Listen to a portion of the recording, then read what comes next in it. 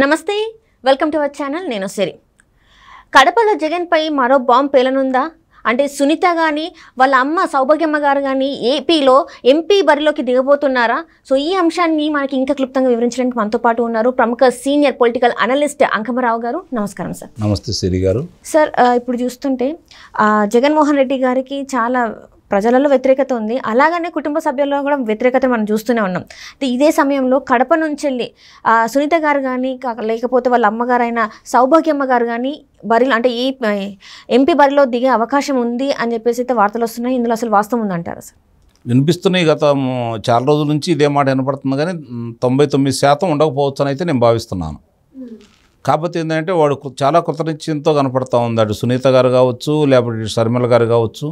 ఎట్టి పరిస్థితుల్లో కూడా జగన్మోహన్ రెడ్డి గారు అధికారంలో రాకూడదు, కడపలో ముఖ్యంగా అవినాష్ రెడ్డి గారు గెలవకూడదనే దృఢ సంకల్పంతో వాళ్ళు మాట్లాడుతున్నామన్నారు. వాళ్ళు చెబుతున్నారు కూడా బహిరంగంగా, అందుట్లో ఏం దాచుకోవట్లేదు. కాబట్టి దాన్ని దృష్టిలో పెట్టుకొని రేపు పొద్దున అవినాష్ రెడ్డి గారికి కడప నుంచి లోక్సభకు పోటీ చేసే అవకాశం జగన్మోహన్ రెడ్డి గారికి ఇస్తారు. కాబట్టి ఆయన ఓడించాలనే దృక్పథంతో వాళ్ళు ముందుకెళ్తున్నారు.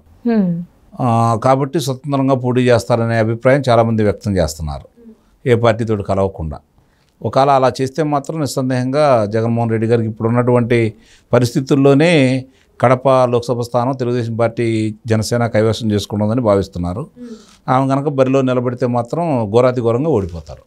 అంటే ఇప్పుడు మీరు చెప్తున్నట్టే సార్ ఇండిపెండెంట్ అన్నారు కదా, కానీ ఇక్కడ ఏంటంటే టీడీపీ నుంచి పోటీ చేస్తారు. టీడీపీలో అక్కడ నుంచి టీడీపీ ఎంపీగా ఇప్పుడు ఈ సౌభాగ్యమ్మ పేరు వస్తుందని చెప్పేసి వార్తలు వస్తున్నాయి. అందులో వాస్తవం లేదంటారా సార్? ఉండకపోవచ్చు అని నేను భావిస్తున్నాను. ఎందుకంటే ఒక పార్టీతో కలిసి ప్రయాణం చేస్తారని అయితే నేను భావించట్లేదు. వాళ్ళ ధ్యేయం ఏంటంటే అవినాష్ రెడ్డి గారు తిరిగి లోక్సభ సభ్యుడిగా గెలవకూడదనే ఉద్దేశంతో ఇది ఊహాగానాలు వినపడతా ఉన్నాయి. ఎంతవరకు వాస్తవ రూపేణ దానితో చెప్పడానికి వీల్లేదు. వాళ్ళకున్న మొన్న అమ్మాయి మాటలు బట్టి, సునీత గారి మాటలు బట్టి వ్యక్తమవుతుంది అంటే చాలా బలంగా ఉన్నారు.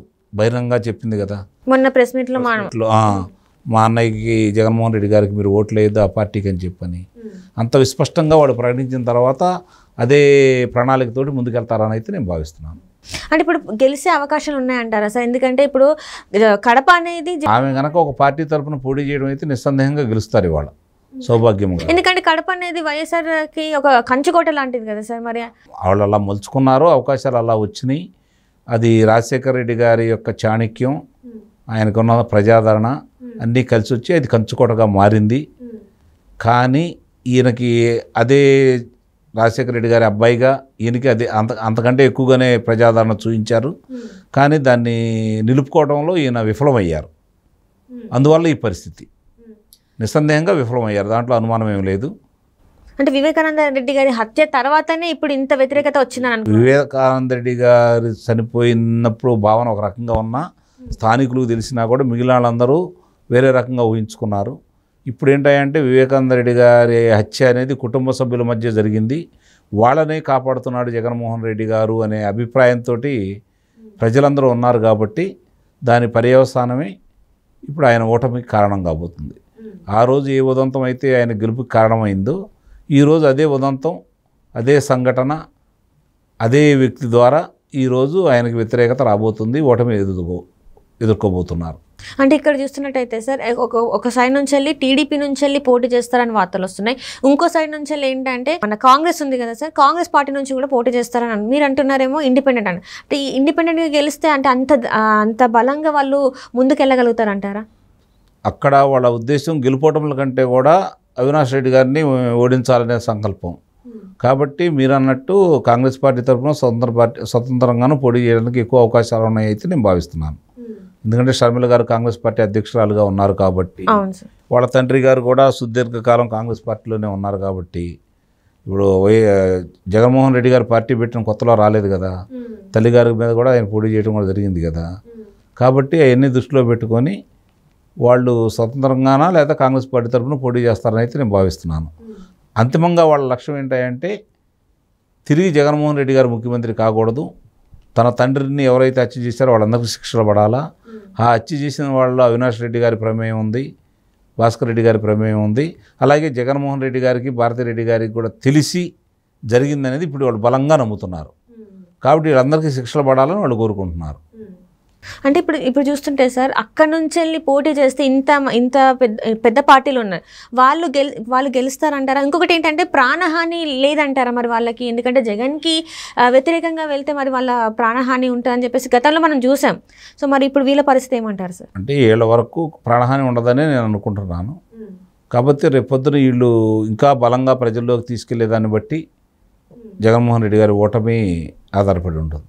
అంటే సానుభూతి ఓట్లు మాత్రమే పడే అవకాశం ఉందా సార్, లేకపోతే అసలు ఎలా చూడాలి దీన్ని? ఇప్పుడు గతంలో జగన్మోహన్ రెడ్డి గారు ఏదో చేస్తారన్న సంకల్పంతో ఆశతోటి ఓట్లేశారు. అలాగే వివేకానంద రెడ్డి గారి హత్య అనేది వాళ్ళకి ఎంతో కొంత సానుభూతి తోడ్పాటైంది. అలాగే కోడికత్తి నాటకం కూడా వాళ్ళకి కలిసి వచ్చిన అంశం. ఇప్పుడు అవన్నీ మారిపోతున్నాయి. ఇప్పుడు జగన్మోహన్ రెడ్డి గారి మీద వ్యతిరేకత, వివేకానంద రెడ్డి గారి హత్యకు సంబంధించి ఈయన ప్రమేయం ఉందని చెప్పి ప్రజలుగా బలంగా నమ్మటం వల్ల ఇక్కడ కడప స్థానాలే కాదు ఆంధ్ర రాష్ట్రంలో కూడా భారీ వ్యతిరేకత మూటగట్టుకున్నారు. ఆయన పరిపాలన పరంగా గొప్పగా లేదు. మరి కుటుంబ పరంగా చూసుకుంటా ఉంటే రాజశేఖర రెడ్డి గారి మనుషులందరూ వాళ్ళ యొక్క ఆయనతో పాటు అనుచరగణం కూడా ఈరోజు ఒక్కొక్కళ్ళు దూరం అయిపోతూ ఉన్నారు ఆ పార్టీలో. కాబట్టి వాడు చెప్పుకోవడానికి ఏమీ లేదు కదా. అది దాన్ని దృష్టిలో పెట్టుకొని ఈరోజు బలంగా వ్యతిరేకత అనేది చాలా స్పష్టంగా కనపడతా ఉంది. కేవలం ఒక జగన్మోహన్ రెడ్డి గారి స్వయంకృత అపరాధం వల్లనే ఈ రోజు ఇలాంటి సంఘటనలు ఆయన ఎదుర్కోబోతున్నారు అనుకోవచ్చా సార్? నిస్సందేహంగానండి. అంటే ఇప్పుడు ఇక్కడ రాజకీయంగా అంటే వివేకానంద రెడ్డి గారి హత్య రాజకీయంగా హత్య అని చెప్పేసి వాళ్ళు చెప్తున్నారు. అండ్ ఇప్పుడు ఇక్కడ ఎలాంటి అభివృద్ధి లేదు కాబట్టి ఇప్పుడు ఇంత వ్యతిరేకత వచ్చింది, కుటుంబం నుంచి ఆయనకి పోటీగా వీళ్ళు నిలబడుతున్నారని చెప్పేసి అనుకోవాలి. ఇప్పుడు వీధి తిరుగుతూ తన కుటుంబానికి, తనకి, పార్టీకి, రాష్ట్రానికి చేసిన ద్రోహాన్ని గురించి షర్మిల గారు చెప్తా ఉన్నారు. చాలా స్పష్టంగా చెబుతున్నారు. ప్రత్యేక హోదా అంశాన్ని తీసుకొస్తున్నారు, పోలవరం అంశాన్ని తీసుకొస్తున్నారు, వివేకానంద రెడ్డి గారి హత్య ఉదంతాన్ని తీసుకొస్తున్నారు, అభివృద్ధి గురించి మాట్లాడుతున్నారు, విధ్వంసకర పాలన జరుగుతుందని చెప్పని ఆమె ఎండగడుతూ ఉంది. రెండవ పక్కన నా తండ్రి హత్య చేసిన వాళ్ళందరినీ హంతకులను పక్కన పెట్టి నువ్వు దుష్టం అని చెప్పని మాట్లాడుతూ ఉన్నావు. ప్రతిపక్షాల గురించి రాజకీయంగా నువ్వేమన్నా మాట్లాడుకో, దుష్టుల్ని నీ పక్కన ఎలా పెట్టుకుంటున్నావు అన్నా, ఆ దుష్టుల్ని నువ్వు శిక్షలు ఎందుకు వేయించట్లేదన్నా అని చెప్పని సూటిగానే ప్రశ్నిస్తుంది ఆ అమ్మాయి. ఎందుకు మరి ఆన్సర్ చెప్పలేకపోతున్నారు? ఉంటే కదా ఆన్సర్ చెప్పడానికి, ఆయన దగ్గర సమాధానం ఉంటే కదా చెప్పడానికి. లేదు కాబట్టి అన్ని వీళ్ళు వాళ్ళ వాళ్ళపై చూపిస్తున్నాయి కాబట్టి ఆ సంఘటనకి వీళ్ళు కూడా ఎంతో కొంత బాధ్యులని చెప్పి వాళ్ళందరూ భావిస్తున్నారు కాబట్టి ప్రజలు ఈరోజు తిరుగుబాటు మొదలుపెట్టారు. ఎందుకంటే వాళ్ళు ఏదైనా బరాయిస్తారు కానీ నమ్మక ద్రోహాన్ని మాత్రం బరాయించలేరు.